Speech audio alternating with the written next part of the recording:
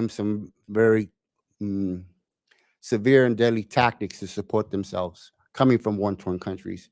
And so, um, w- what the how the United States government responded to that was to deport gang members back to El Salvador, where this El Salvadorian government and Honduran government would grab these gang members coming out of the airport and using the tradition of the death squads, pulling over to the side of the road and murdering these individuals who were deported. And so Homies Unidos grew out of that kind of quagmire in San Salvador, in El Salvador. They later started a chapter here in Los Angeles in 1997 to kind of bridge some of the services and prevent some of the murders that were happening in El Salvador, and to bring some levity to the idea that many of these young people that were being deported had never even seen El Salvador or Honduras or Nicaragua.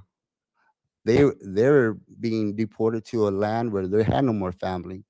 And so throughout the 90s, the chapter here in Homies Unidos chapter in Los Angeles began to work and collaborate with an organization that we call the Los Angeles Urban Peace Movement, which began in 1999, 1991.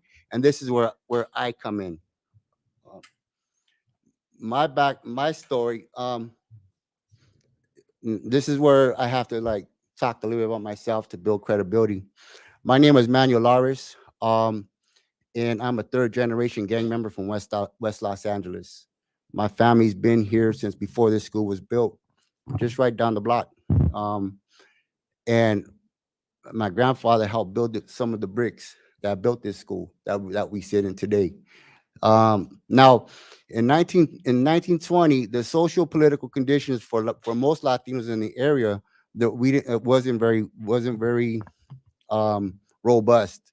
We were living in a society that was quite racist and bigoted towards Latinos. We didn't have elected officials at the time, and if we did, they were so far away from the realities of that we were living that it didn't really make a difference. We didn't have any law enforcement representation. We had very few businesses. Maybe a family had a restaurant. We were mostly farm workers, bricklayers, laborers, and whatnot. The only true leadership we had were what we call pintos, or the homies, like the people that turned their backs to society, who usually ended up in prison. They were the only ones that we seen as strong enough to fight the system and protect us. And from that is where the street orders that the media and people are known have grown to become aware of as gangs. My family was being in the heart of most of that, was very much part of that leadership for the good part of the last century. Um, and so I grew up with, like the gentleman who spoke earlier said, sometimes you don't have a choice, you're just born into it. And for us, there was a code. We grew up together. Um, During the 1980s, there was this kind of expansion of the gang culture, maybe the rap music, or maybe it was movies, or maybe it was just the news broadcasts that attracted individuals into a social order that they really had no business in. And things became super desperate, super violent. And we started to see a code of conduct that had been established way back when, in the 50s and 60s, of how to conduct ourselves is beginning to break down. I My neighborhood was for Santa Monica. We went to a party, came back, and some guys from Venice were waiting, and they were lying in wait for these three particular women, and they targeted them. They shot them, which had never been done before. No women were ever targeted in gang warfare before. And so, in retaliation, my neighborhood went and shot some women from Venice. And I get a phone call about a week later from a guy from Venice saying, "Hey, what you all did was wrong. The woman you shot was 7 months pregnant." And I, being the person that I was at the time, said, "You know what? What you all did was no better, right? You're just getting what you deserved. That was my response. He said, well, we need to sit down and we need to get back to this code of ethics that both you and your family know and my family know should always be. And so we agreed and we sat down, and three people from Venice and three people from Santa Monica, three people from Soted, which is the West LA gang, and three people from Culver City. We sat in a room and we forged the very first gang peace treaty um, in Los Angeles's history. Um, that peace treaty kind of spilled out all throughout Los Angeles. And simultaneously, the Bloods and Crips in Compton and Watts area were doing the same. At the time, there was a very famous man, may he rest in peace, Tom Hayden, a '60s activist, and um, he was our state senator, and he was interested in the peace movements that were happening in the urban environment. And he put me and some of the guys in Watts on his staff, and we created an urban peace process that began in about 1996, 1997.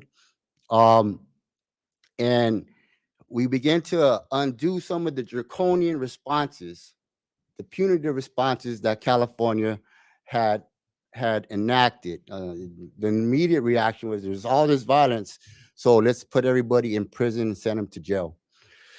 Um, we said no, this is a community health model, and we began to work to that end, and we started a movement that today is now really kind of transitioning some of that thinking and putting to rest some of the prison industrial complex, as they call it, uh, and start battling what that would look like, what is exactly that they were fighting at the state level. um, Tom Hayden, the Peace Process Network, um, was the beginning stages of justice reform here in California, and which I'm very happy and proud to be part of that. And one of the things that led to is I received a California Wellness Fellowship from the California Community Foundation, who was also pushing real hard to create a community health approach to violence. Um, and one of the other components was that, and I think Father Greg Boyle had been referenced earlier. He once said, and it's very true today, that nothing stops a bullet like a job. And so one of the things that we did is we went out, we found some jobs, we created some community benefits agreements to hire people who needed second chances. We negotiated something called applied risk of development, which did a set aside for jobs for people who are gang members coming out of prison and whatnot. So that's who I am. And all that together, the group that we call the Peace Process Network managed to reduce gang homicides by 75% in a 10-year period.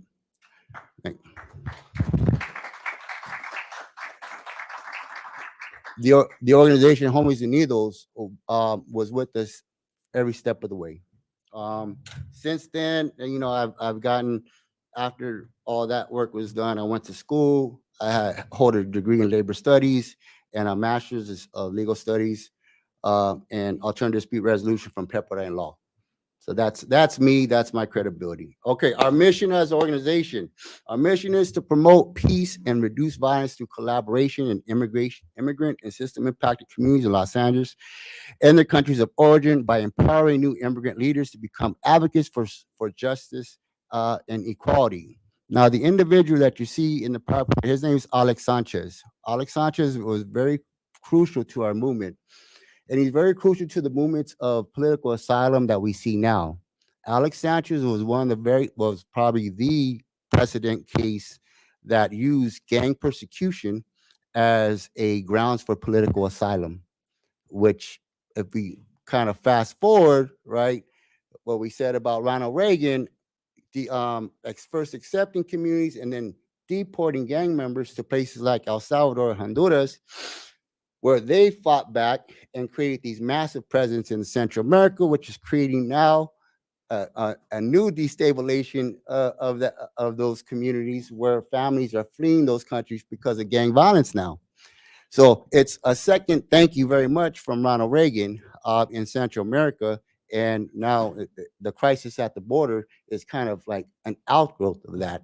Um, Alex Sanchez, our executive director, had been targeted by the FBI um, not once but twice in prison for his work he was doing both here and abroad. And both cases were we were able um, to win his freedom on several occasions, on two particular occasions. And so I wanted to just kind of and put his image out there because he is a guiding star for us. So Alex Sanchez, and you can look up his cases and whatnot. Okay. Our program. So what we do is we do outreach. We have outreach, advocacy, and youth development programs. We have something called the Homeless Peace Initiative, where we go out and we are finding that uh, gang leadership has kind of spilled over into the homeless population for whatever reason.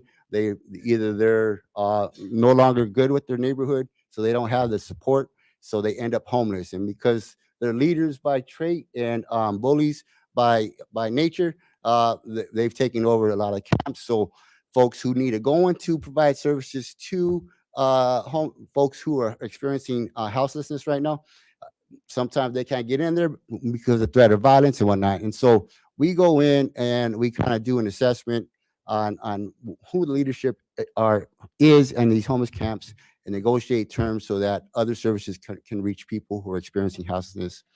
In the same kind of way, we have something called an Ambassadors for Peace program, where it's gang leadership being recognized and being asked to facilitate and mediate, negotiate terms when tensions among street orders kind of flare up.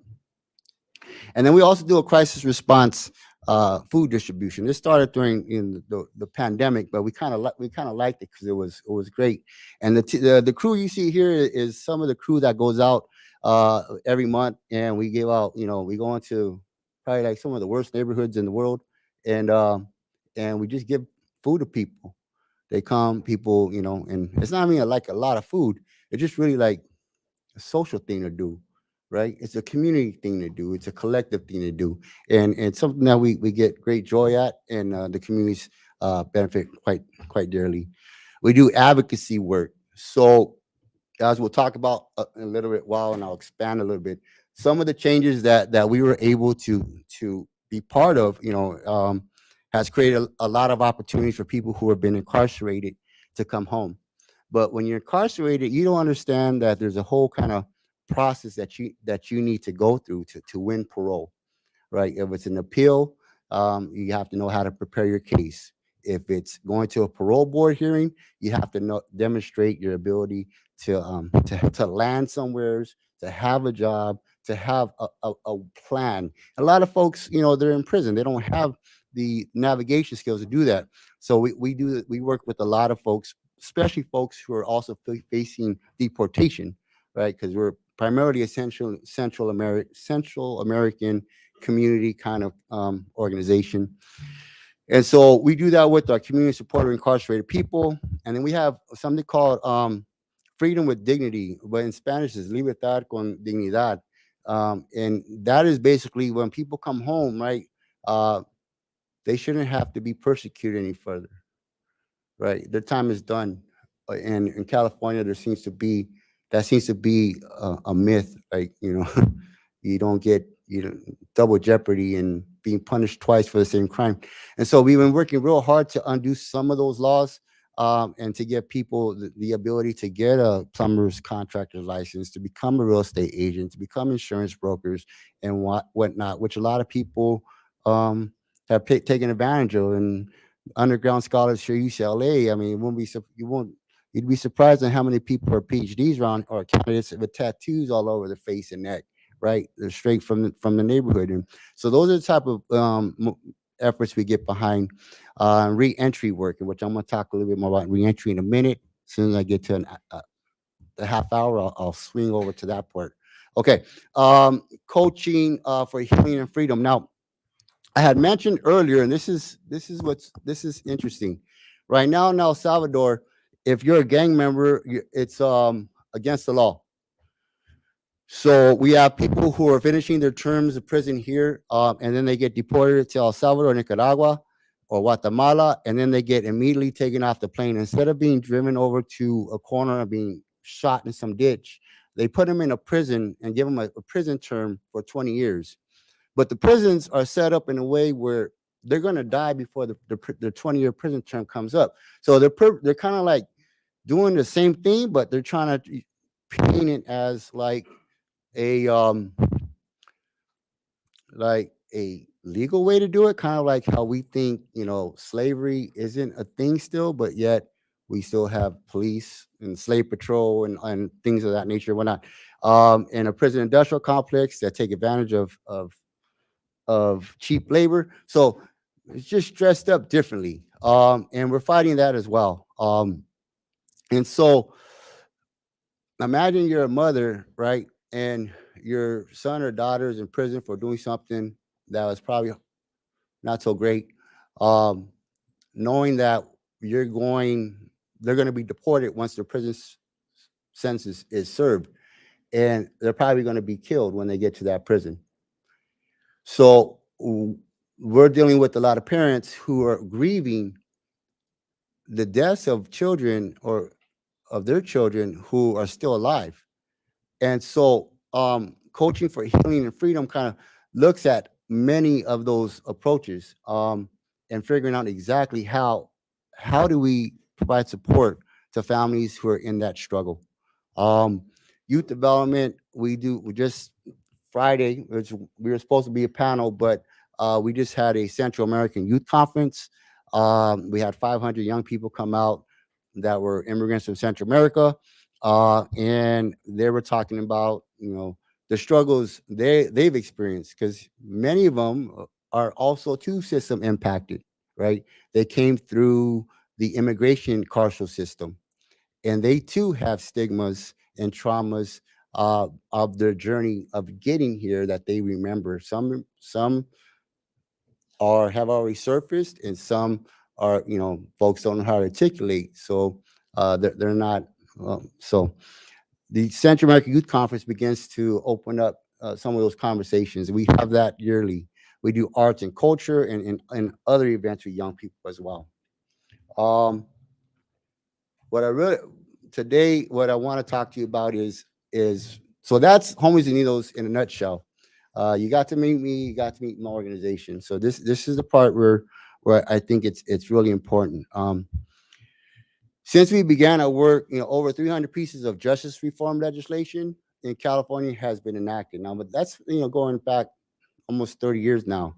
So you have to put that into some context. It's been a long, hard road. And back in 1990, with the urban peace process and Senator Tom Hayden, who showed us how to plant those seeds, a lot of the ideas that we put out are coming to fruit.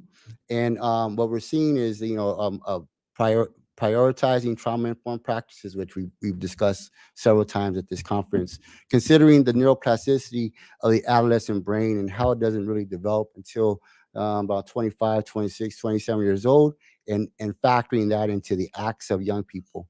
Unraveling overcharge or over sentencing situations in prison. A lot of individuals or overcharged, and this isn't just Central American. This is people involved with the justice system to begin with. African American, Latino, doesn't matter. They've been overcharged, and they've been over sentenced. And so we've had a lot of laws that we were part of that allow for a reevaluation of those charges and of those sentencing. Access to medical care ratios in the correctional institutions.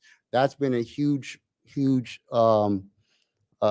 strategy on reducing prison populations in California. Um, Closing of outdated prisons. Some are just weren't even habitable, and they should have never had people living in those facilities to begin with. And then closing of youth camps and facilities especially in Los Angeles. There's been a lot of controversy lately about the abuses that young people have sustained while under the supervision of probation, which LA County has is working hard to fix, and Homies Unidos is um, helping, working to help them out with that as well. Um, what's really kind of, there's, we can go on and on about the different laws that have changed over the last 20 years or so, but what's really important right now is we have something called re-entry programs. Reentry programs, from a broad perspective, is, what it is reentry refers to the transition of offenders from prison or jails back into the community. Typically, the state would say with these services. Okay, typically the state would use these services like halfway houses, parole, probation supervision, or drug treatment. Like they send you drug treatment for several months and whatnot. But what we're seeing now is that organizations and funding and state programs are funding things like early childhood traumas, and we're starting to interrogate disparate government treatment. We're trying to analyze the psychosocial conditions through a lens of critical race theory. Now, that one's really interesting because you have the critical race theory has been controversial lately. In reality, it's not that controversial. Basically, what it says that, and it's a legal doctrine, comes out of the legal the law, the legal field, and basically it says because many of the fundamental laws of this nation were built and enacted during a time where racism and discrimination were not only legal, but it was um, socially acceptable. That everything that's built above it has been riddled with some disparate um, engagement with people of color. And critical race theory just says, okay, the courts can factor in that lens. They can factor in when looking at how someone is being charged, looking at how someone's being sentenced. They can take critical race theory and the impact of historical discrimination into that effect.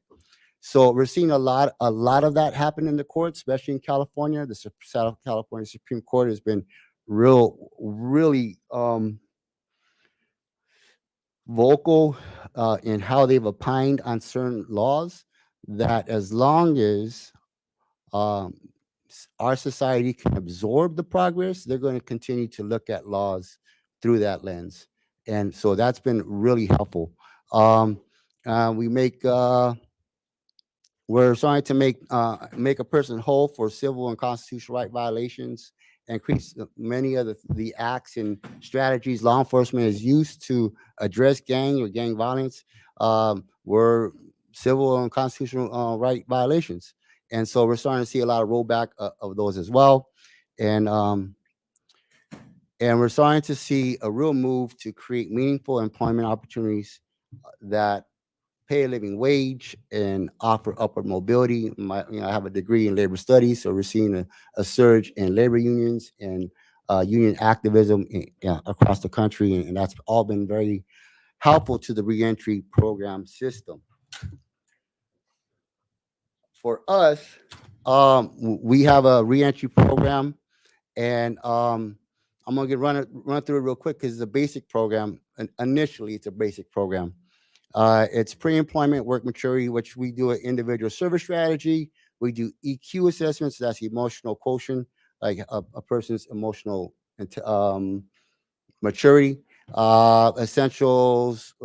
We help folks. You'd be surprised at how many people can't find their birth certificate, and that stops them from getting a job or getting a license. Social security cards, passports, um, divorce records. A lot of people are getting divorced, and they need to be able to change their name, and child support and all kinds of things. So getting folks all their paperwork together, getting their act together, getting their act tight. We do personal development trainings. We do tech safety training and mental toughness trainings. Mental toughness trainings are trainings where an individual coming out of a prison culture is often they go onto a job site and they have their buttons pushed, especially like in labor unions. Labor unions love to do that, right? They know exactly what rules that they're living in prison, and then they go and violate all those rules just so that they can set a person off and they can take them off their union role. We've seen that a lot when we were working with applied business development. We see that a lot. What's one of the problems that we see with recidivism is folks go ahead and try, someone steps on their shoe without apologizing, and then someone gets slugged in the mouth, and they lose their job. And some of these things they happen. So mental toughness and figuring out how to navigate the different systems and different job cultures or business cultures that they're engaged with. Counseling, we were getting some interns from UCLA's Bachelor of Social Work program this year. So we're going to be having a much more robust counseling system to help develop that mental toughness and deal with some of the psychosocial impediments to gainful employment that many folks coming out of prison have had. And then obviously job placement services. What makes us unique and what I want is what I really want to talk to people about is that we're going to do all of our trainings through the lens of project management. And some people are like, well, what's so big about that? Because project management is actually a discipline. And things like work breakdown structures and user requirements, enterprise requirements, function requirements, like business cases, quality, et cetera, like dependent and they're just words, right? But if you know those words, it's the difference between um, being a gardener and having a landscaping company. It's the difference between having a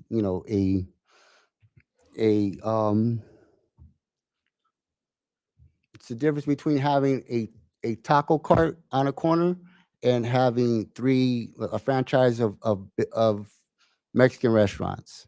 It's the difference between building a shed in your backyard and building an apartment building in the lot next to your house. Like, and it doesn't take much to learn. Like we do projects all day long. If you have a garage you need to be cleaned out, like you have to sit there and define what you want to do with that garage. You have to design the process. You have to execute that process. So we're teaching um, folks who are coming out of prison exactly what those fundamental concepts are. And I bring this up to this group here. Um, I'm going off fashion. I thought I'm bringing this up to this person here, to this group here, is we have to put our context into consideration. So um, at some point, right? And I know this because when I was a young man, when I was a youth, and I'd go to city council offices, and I would advocate and create legislation change, and um, I would hand my power over to the decision makers, thinking in my mind that they were going to execute my vision the way my community needed it done, only to find out that if you really want something done, you really got to do it yourself. At some point, you have to put the nuts and bolts together. And some of the young people were talking in an earlier session. They were saying exactly that. Like, there's a lot of trial and error here, and we're going to say that if we can come together and decide on a project management process, if young people can begin to absorb and own some of these skills, a lot of that vision, a lot of that energy, young people um, bring to this conversation, right, won't be marginalized, won't be minimalized, and won't be patronized as a lot of youth movements are. And I know this because as an older person, sometimes I do it myself. Oh yeah, you want to do it? Go ahead and get it done, knowing full well that they don't know how to do it. Right. So I've been on both sides. Right. Right now, I'm the director of development and operations. Right. And so I have a totally different kind of responsibility on me, right? And so when people want to do something a certain way and we can't do it that way, okay, well, go ahead and show me how it's done. It's an easy way to kind of like undercut the energy of young people. And I suspect young people across the world have experienced that on many, many different levels. Um, we have a we have we have a concept called crimigration, and it's the place, it's the intersection. I think we touched upon most of it. We call it crimigration, and that's what we're trying to undo. Crimigration is the intersection where youth, like the criminalization of young people, primarily, we want to just call it what it is, primarily Latino and Black young people in America, right? I don't know what it's like in other countries, but in this country, if you're young, you're a person of color, you're gonna be looked at differently, right, than a person who is not a person of color. That's a reality that we're still living with. We see it every single day. Um, the criminalization of gangs, right? Yeah, a lot of gang members do crimes, but that is not what the social order is about.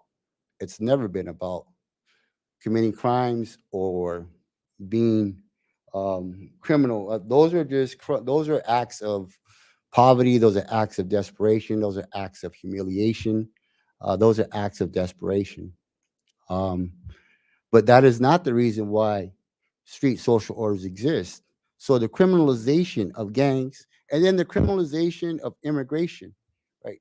That intersection of all three of those elements is what we're fighting and addressing out in where we do most of our work, which is West LA, Pico Union, MacArthur Park, East LA, like and in our communities, it's primarily Central American immigrants.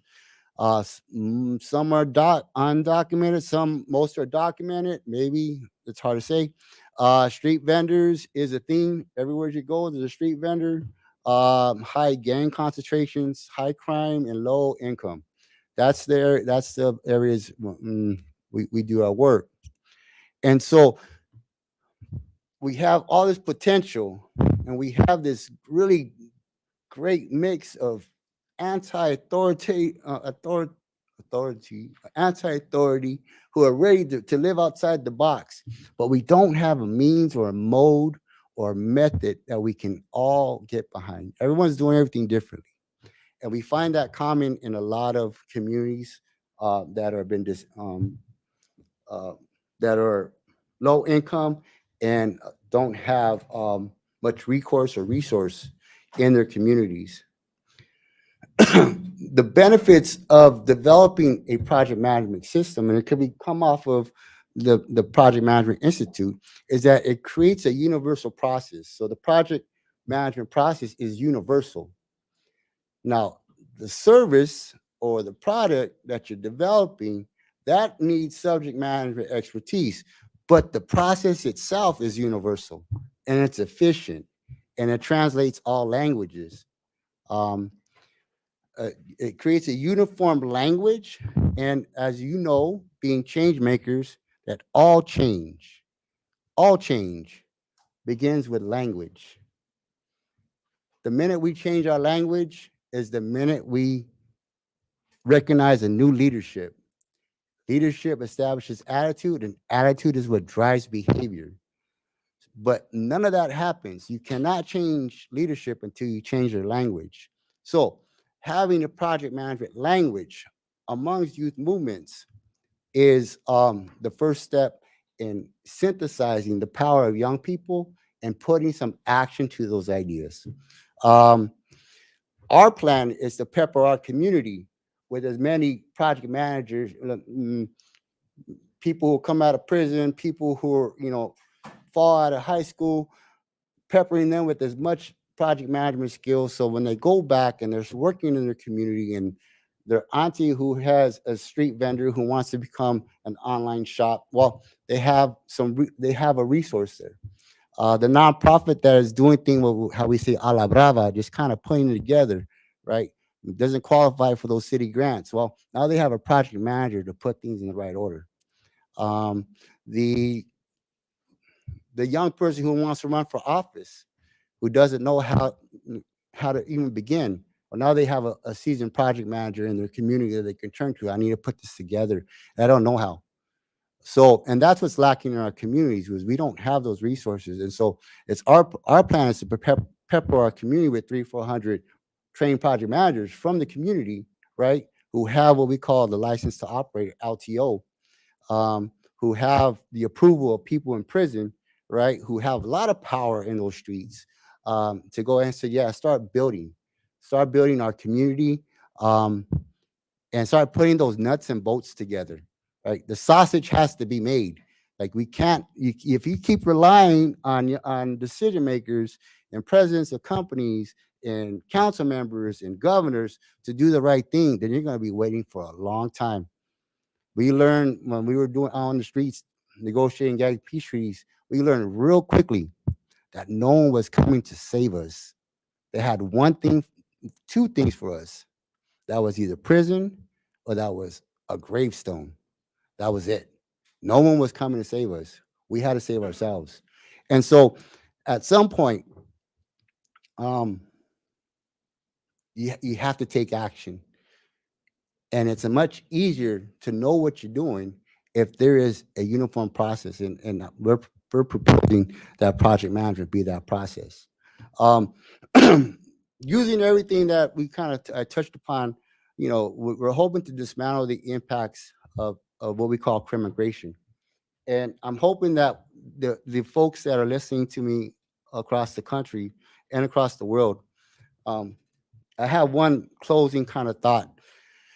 And this happened when I got in an argument with a city manager here locally, when they weren't putting my vision together, um, the way I thought they should.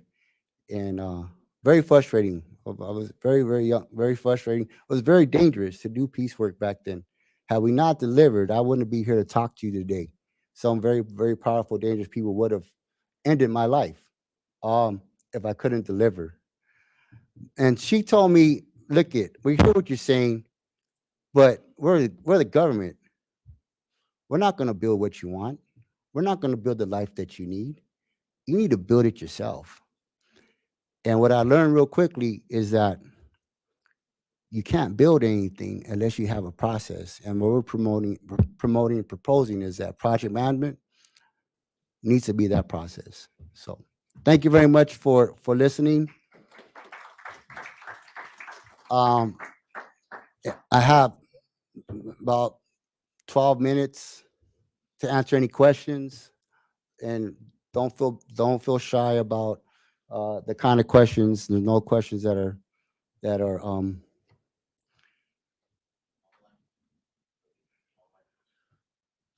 any questions? Okay. Yes, sir. Or comment.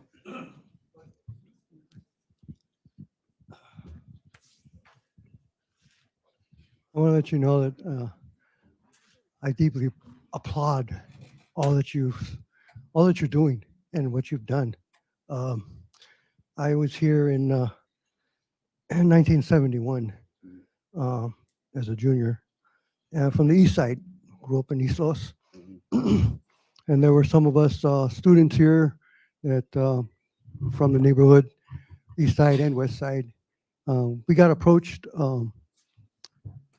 by some of the community gangs.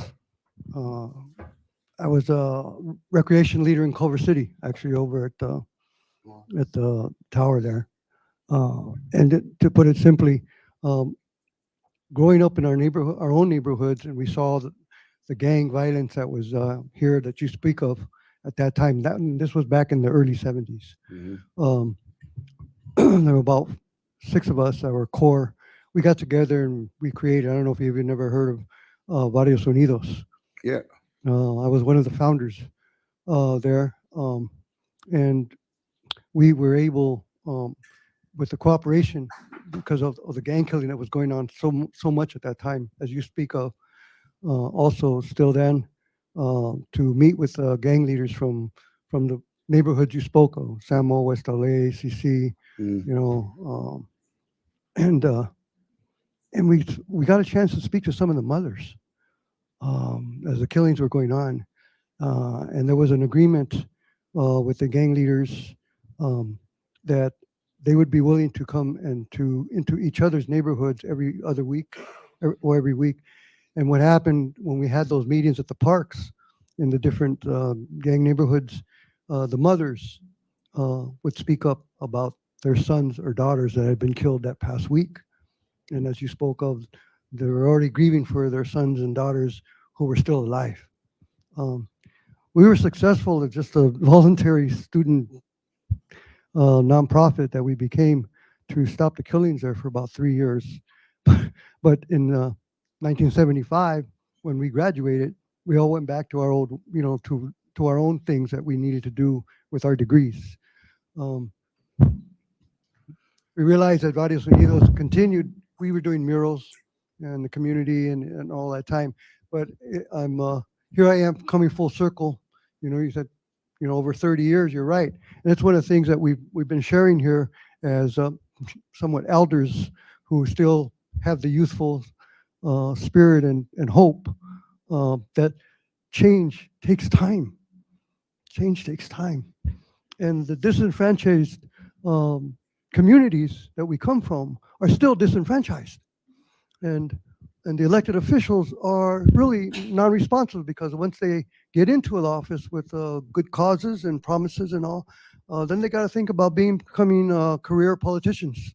You know, so the grassroots movements and all are essential that we learn how to mentor others, that when our lives move forward and or move on, or we're given other positions to help at different levels, that there are those those youth who will still carry that torch for our communities. Uh, thank you. Thank you very much. So between 1996 and 2004, I ran a chapter of Barrios Unidos in Santa Monica.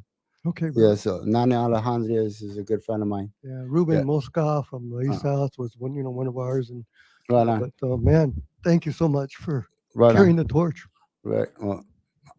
Excellent. Anything we Thank you. can do, I'll offer this. Some of us that are still out there from these types of neighborhoods and this and later on, I got recruited from here, UCLA in '75 to work for the Department of Probation. Mm, So I worked at Camp Kilpatrick, Dorothy Kirby, and I got into CPS with DCFS, did a career there. We recruited into the corrections, was a parole agent also, okay. and saw that whole thing come full circle many, many times. We'll exchange contact All right, brother. We'd at, like to help. without a doubt. Yes, sir. Any other questions? Yes, ma'am.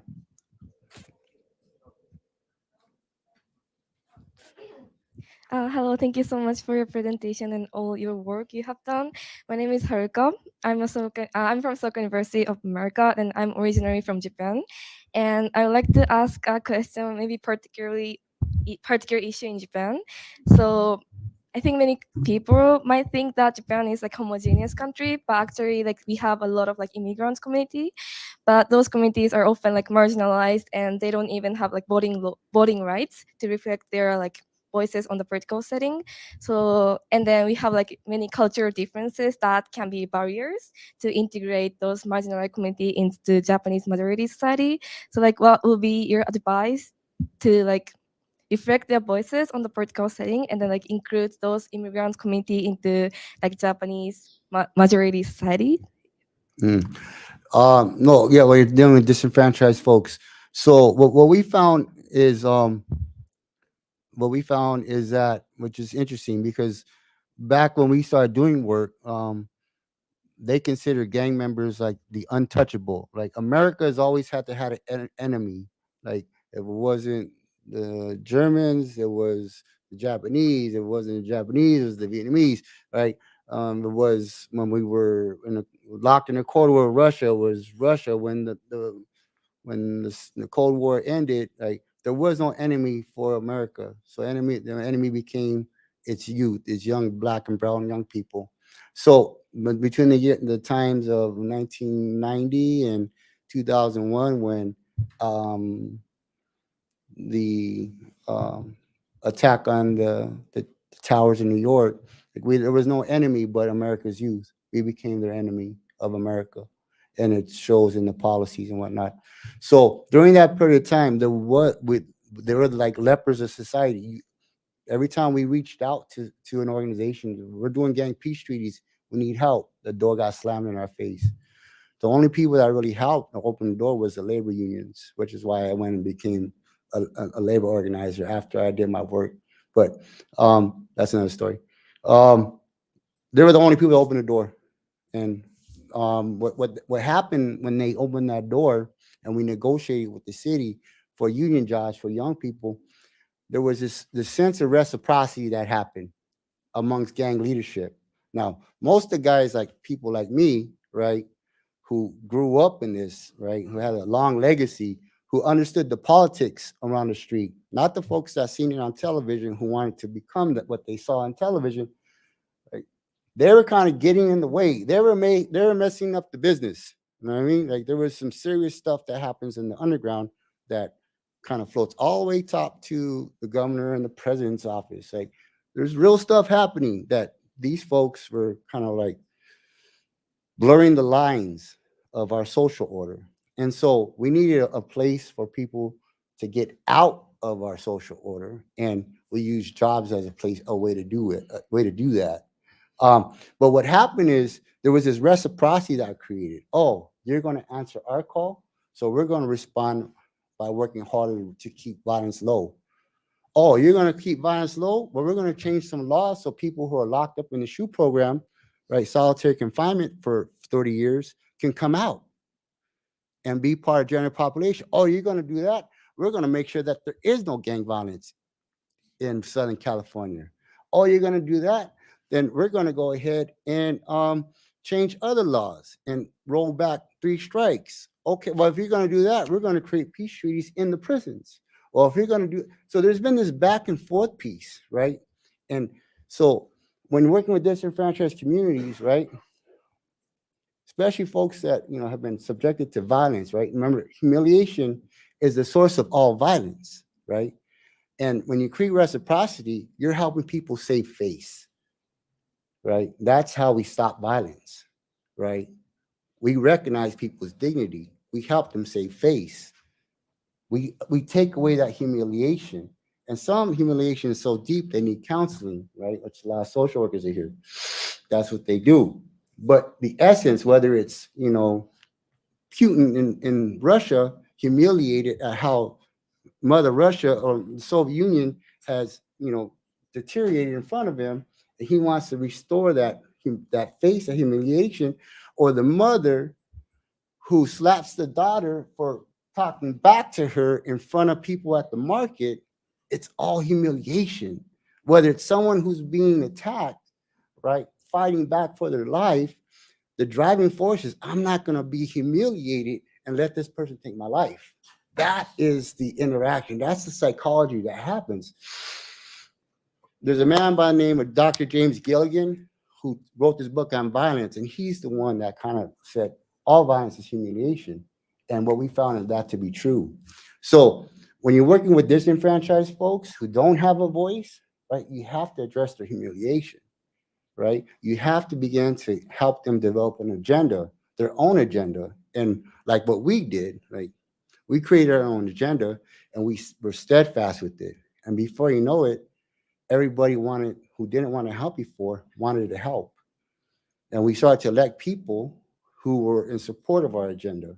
And they began to make decisions that were more consistent with what we needed to heal from the misery, from the humiliation, right? From the discrimination, from the abuse, from the historical traumas, right?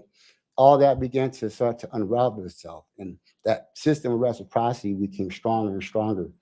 And that's not to say it's not perfect, but it's really created opportunities for people to improve their life.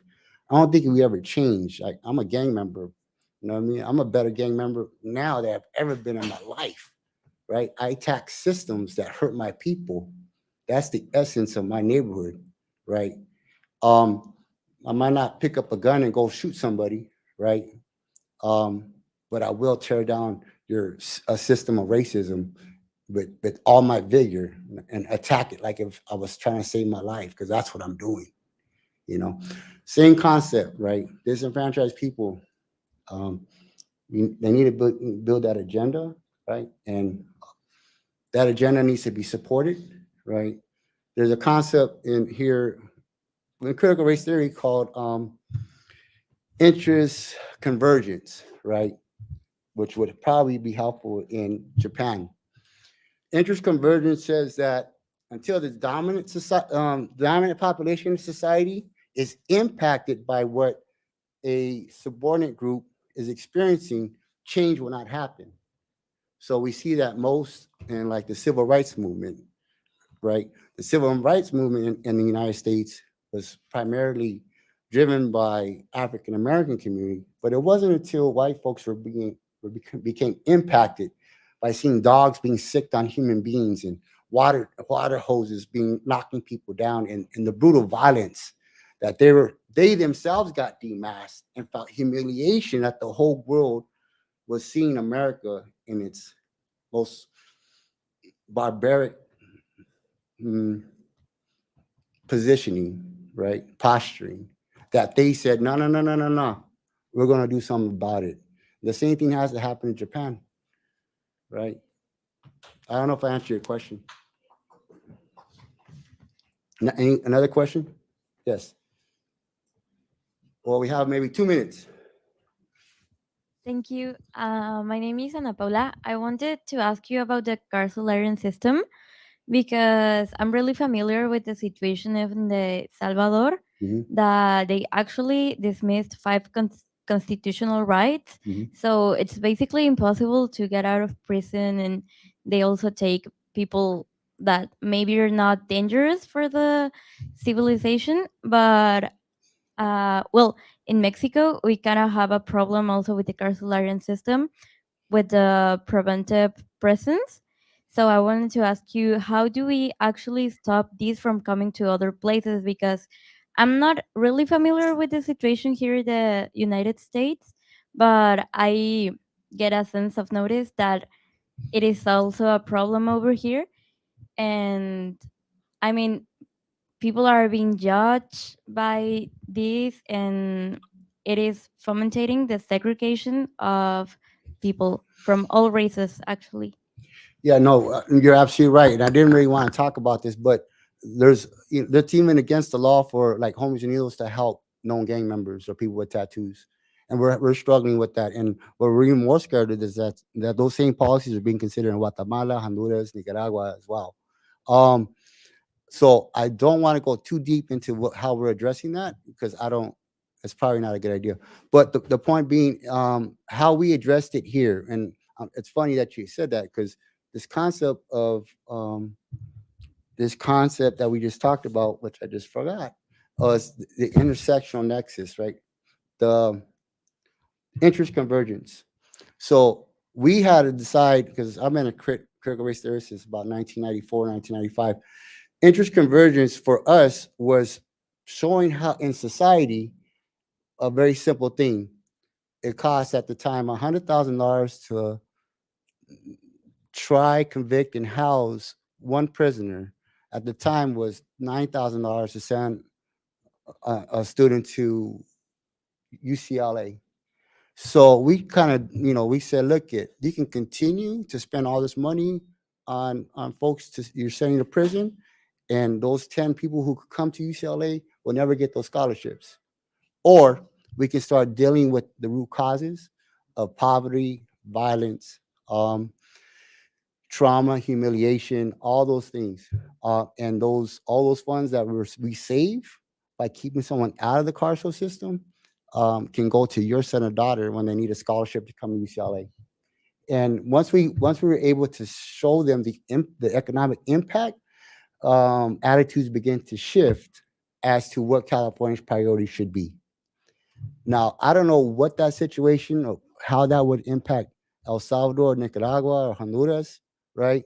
Um, but there has to be there has to be something there. Like how much money is being spent on those huge facilities, and what services are the rest of the society not receiving because of it? That's what in America. That's what works. Like the dollar bills, right? What services am I? What's the opportunity cost? What are we not getting for our kids that we're spending on someone else's kids? And that's the raw of it. I don't know if I answered your question, but you have to find that's that opportunity cost. There's something there. We got to figure that out. Let's talk after this, okay? Any more? I think that's my time. Oh, one question.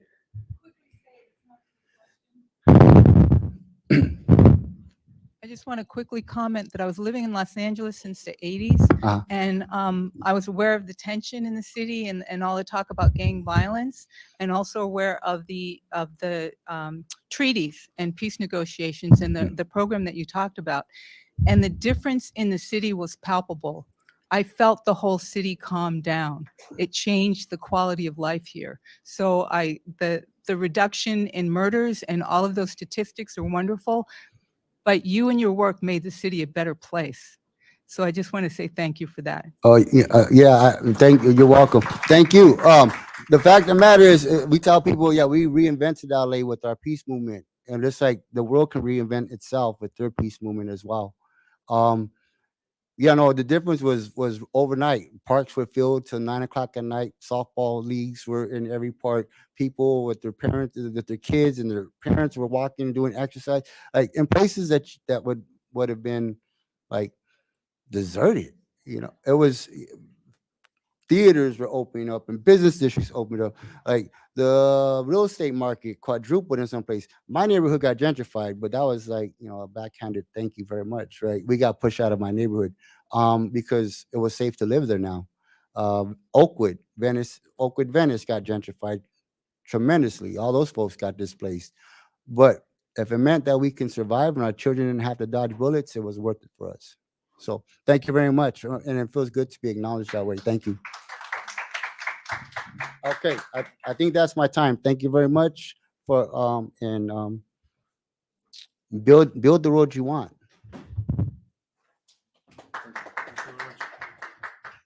Thank you very much for that amazing talk. And now we'll take a 10-minute break, and then we'll be back at 1:45 with a great panel about the global youth voices on the Summit of the Future and impact initiatives. All right, thank you.